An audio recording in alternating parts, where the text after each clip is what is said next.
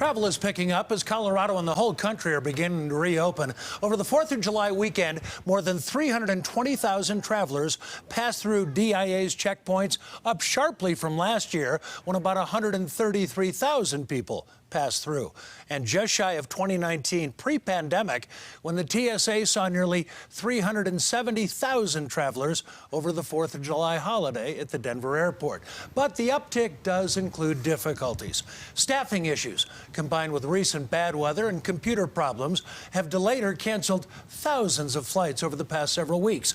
Now, travelers are being urged to be ready with a backup plan, and international travelers are still running into COVID-related obstacles. One Colorado couple was just days away from a trip to Europe. Now they're staying home because the country they had planned to visit is banning people from Colorado from entering. Our Jeff Todd live out at DIA tonight. Jeff, really rare to see visitors from just certain states banned.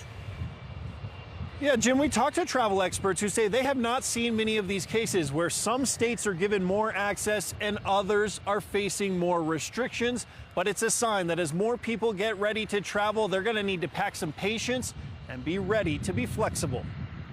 Now we thought things were beginning to open up again, and so we booked a cruise. Nita Starr likes to spend her summers traveling. The teacher in northern Colorado has had other trips canceled because of COVID-19.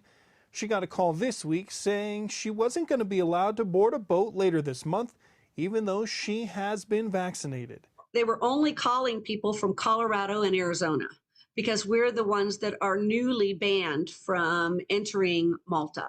She was told it was because of vaccination rates here.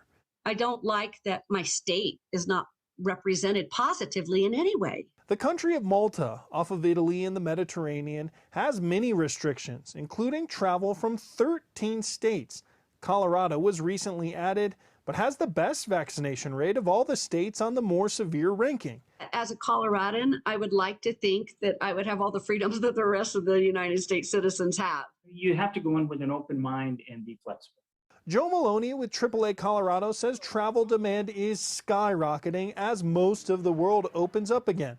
But travel restriction changes are constant. Have a pro in your corner. I mean, it's just things are evolving so rapidly, and demand is even overwhelming right now. Everybody wants to get out. As more of you look to book that travel, we asked Colorado health officials what you should know before you make those reservations. We've got those resources over on CBSDenver.com. We're live at DIA tonight. Jeff Todd covering Colorado First.